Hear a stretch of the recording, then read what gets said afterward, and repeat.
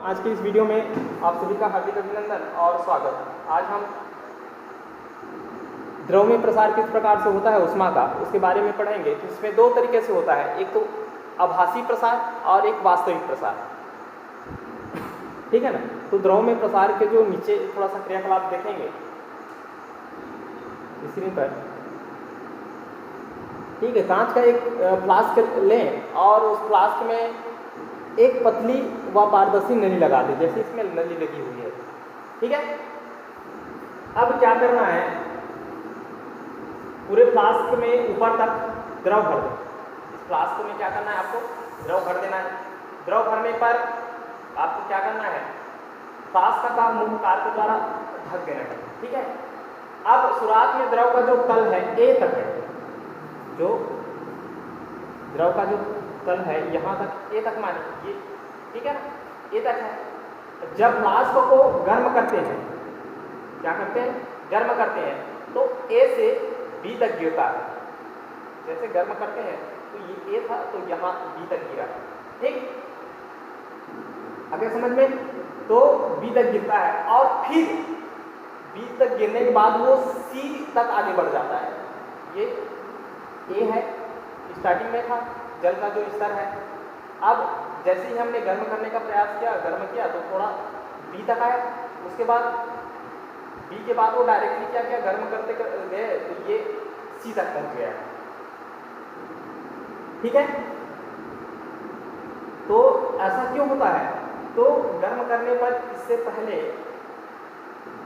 हम ऊष्मा को, जो फ्लास्क है, ऐसा क्यों होता है कि पानी तो ऊपर जाना चाहिए, तो नीचे पहले क्यों आता है। तो पहले क्या होता है, गर्म करते हैं तो फ्लास्क पहले गर्म होता है, तो फ्लास्क गर्म होता है तो फैलता है, तो फैलने के कारण जो है जल स्तर नीचे गिर जाता है। फिर फ्लास्क गर्म होता है, उसके बाद जल गर्म होता है, तो जल गर्म होता है तो वो ऊपर की ओर उठता है, तो ये सी पर जाता है। ठीक है। तो हम इसको बी से लेकर सी को माने वास्तविक प्रसार, है ना। ये यहाँ पर आया और यहाँ से यहाँ तक गया, तो ये वास्तविक प्रसार हो गया। लेकिन आभासी प्रसार, आभास में ए था वो सी तक गया। ठीक है, ये आभासी प्रसार के अंतर्गत आता है।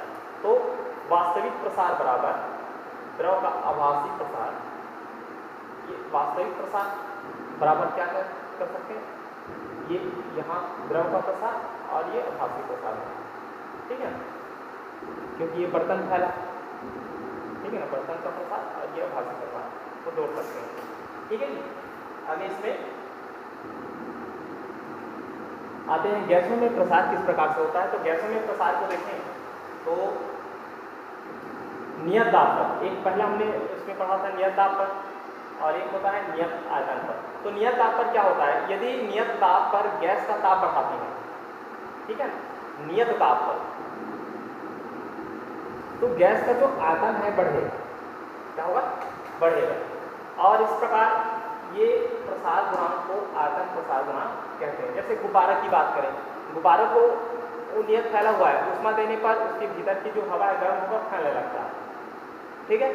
और गुब्बारे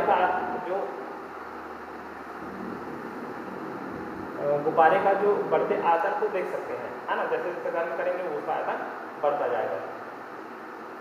तो गैस का आयतन प्रसार गुणांक और आयतन में वृद्धि बटे प्रारंभिक आयतन और ताप वृद्धि, ये पूर्व में जैसे हमने पढ़ा था वैसी है। इसमें क्या करना है, आपको गामा पी कर देना है। ठीक है ना। उसमें हमने आयतन प्रसार गुणांक में हम पढ़ा था गामा, तो लेकिन इसमें गामा करना है और इसके नीचे में पी कर देना है। ठीक है। तो दाब है, इस कारण से पी आ जाएगा इक्वल बी बटे del B equal to B del B, है ना। दूसरा इसमें नियत आयतन, ठीक है, नियत आयतन पर, जैसे जिसका आयतन नियत, ग्लास की बात करें उसका आयतन निश्चित है, हाँ, तो उसमें कैसा होता है, तो नियत आयतन पर गैस का ताप बढ़ाया जाए तो गैस का ताप बढ़ता रहता है। ठीक है ना।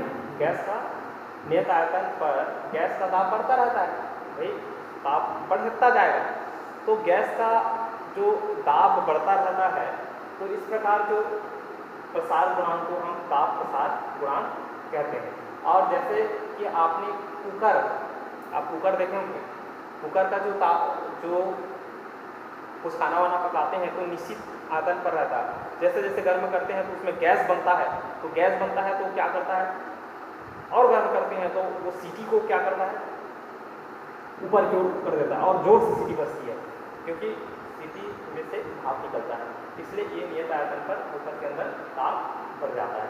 तो गैस का दाब प्रसार गुणांक नियत आयतन पर दाब में वृद्धि बढ़े प्रारंभिक दाब गुणे ताप में वृद्धि, इस प्रकार से हम ज्ञात कर सकते हैं। ये आपका सूत्र हो गया, ये इसका सूत्र है, तो आप इसका ध्यान रखेंगे। चलिए आगे आप देखते हैं। तो एक छोटा सा क्रियाकलाप में आपकी एक छोटी सी खाली बोतल लेना है और मुंह पर पानी की कुछ बूंदे लगाना है और मुंह को सिक्के से ढक देना है, ठीक है। अब हाथों को आपस में रगड़ना है और गर्म करना है और आधे मिनट के लिए बोतल के हाथ से पकड़ना है। अब आपको सिक्का नाचता नजर आएगा, ऐसा सोचना है क्यों होता है? तो गैसों और द्रव में केवल आयतन प्रसार ही क्यों संभव है, इस पर भी विचार करना है। तो आइए अगला देखते हैं, भौतिक अवस्था में परिवर्तन। किसी भी पदार्थ को हम उष्मा देते हैं या पदार्थ को उष्मा मिलता है तो एक रूप से दूसरे रूप में बदलने का काम करता है। इस कारण से कहा जा सकता है कि भौतिक रूप में परिवर्तन, उष्मा का ये प्रभाव का तीसरा चैप्टर हम देख सकते हैं। अब कैसे, तो इसका एक उदाहरण इसमें दिया गया है, ठीक है ना भाई। आप जैसे बर्फ है, ये बर्फ है, तो बर्फ को उष्मा देने पर क्या होगा, पानी में बदल जाएगा। अब उसको उष्मा चला गया, उष्मा को कम कर दें या उष्मा और बढ़ा दें इसमें, तो ये हाथ में बदल जाता है। कम करें तो पानी में आ जाएगा और कम करें ये फिर से बर्फ में बदल जाता है, ठीक है ना। तो अवस्था में परिवर्तन लाता है कौन, उष्मा, ये उसका प्रभाव। थोड़ा सा क्रियाकलाप और देखें। तो एक बर्तन में बर्फ के कुछ टुकड़े लेना है, थर्मामीटर की मदद से उसको ताप नोट करना है। जैसे जैसे आप बर्फ को गर्म करेंगे वो आप पिघलने लगता है और उसको क्या करना है, आप नोट करते जाना है। अब इस पानी को और गर्म करते हैं। जैसे बर्फ को आपने पात्र पे रखा, पात्र पे रखने के पश्चात आपने गर्म किया, गर्म करने के बाद आप क्या करना है, पानी मिला, उस पानी को और गर्म करना है। अब उसका ताप को नोट करना है, उबलने लगेगा, भाप में परिवर्तित होने लगेगा, इसका ताप को नोट करना है। अब आपने जो अवलोकन किया उसका ग्राफ भी बनाना है। क्या करना है, ग्राफ बनाना है इस प्रकार से, ठीक है। पहले ठोस था, बर्फ था, वो गला कितना में, ये तापमान के लिए उष्मा कितना देते गए, ठीक है ना, और जितना में वो द्रव में अब वास्तव में बनकर वो हो गया। इसको आपको ग्राफ की सहायता से बनाना है। आते हैं अगला जो बिंदु है, गुप्त उष्मा। अब गुप्त उष्मा होता क्या है? तो हमने देखा है कि गर्म करने पर जो पदार्थ है उसका ताप तो बढ़ जाता है। एक ताप पर पहुंचने पर पदार्थ की जो अवस्था है वो परिवर्तन होने का काम करता है। तो इस परिस्थिति में पदार्थ का जो ताप बढ़ना रुक जाता है। क्या करना, बढ़ना, है ना। जैसे हमने बर्फ को उष्मा दिया, तो उष्मा देने पर वो अपना अवस्था में परिवर्तन करने का काम करता है, अर्थात बर्फ से पानी में आने का प्रयास करता है। तो उस समय ताप जो वो रुक जाता है, और इसलिए होता है क्योंकि गर्म करने पर प्राप्त की गई उसकी ऊर्जा पदार्थ का ताप बढ़ाने की जगह अवस्था परिवर्तन में व्यय हो जाता है, ठीक है। तो ये इंपॉर्टेंट है। इसलिए क्यों होता है, तो ऊर्जा पदार्थ का ताप बढ़ाने की जगह में अवस्था परिवर्तन में व्यय हो जाता है। और चूंकि यह दी गई अथवा पदार्थ से ली गई उष्मा ताप वृद्धि के रूप में दिखाई नहीं पड़ता, इसलिए इसे गुप्त उष्मा या लेटेंट हीट कहते हैं। अतः उष्मा दो प्रकार की होती है। गुप्त उष्मा जो है दो प्रकार की। देखें, पहला जो होता है गलन की गुप्त उष्मा और दूसरा होता है वाष्पन की गुप्त उष्मा। ये दो प्रकार की, इन दोनों पर भी बात करेंगे। ये गलन की गुप्त उष्मा, कौन सा, गलन की गुप्त उष्मा, ठीक है। तो जब एकांक द्रव्यमान पदार्थ को उष्मा देने पर वह ठोस अवस्था से द्रव अवस्था में बदल जाता है, तब यह गलन की गुप्त उष्मा कहलाता है। ठीक है, और इसका जो मात्रक होता है वो कैलोरी प्रति ग्राम होता है और या किलो कैलोरी होता है। बर्फ का जो गलन की गुप्त ऊष्मा है, बर्फ की बात करें तो 80 किलो कैलोरी प्रति किलोग्राम होता है। अर्थात यदि 0 डिग्री सेल्सियस ताप पर 1 किलोग्राम बर्फ को 0 डिग्री सेल्सियस के ही 1 किलोग्राम जल में बदलने के लिए 80 किलो कैलोरी ऊष्मा की आवश्यकता होती है।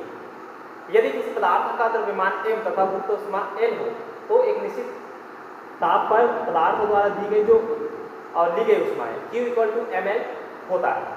द्रव से ठोस में बदलने के लिए समान मात्रा में ऊष्मा पदार्थ से दी जाती है।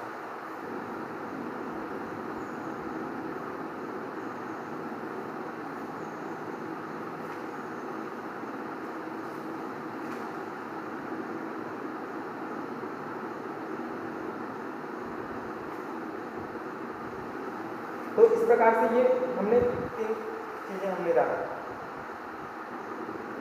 ठीक है, गलन की गुप्त ऊष्मा और वाष्पन की गुप्त ऊष्मा। तो इसका यदि हम परिभाषा देखें,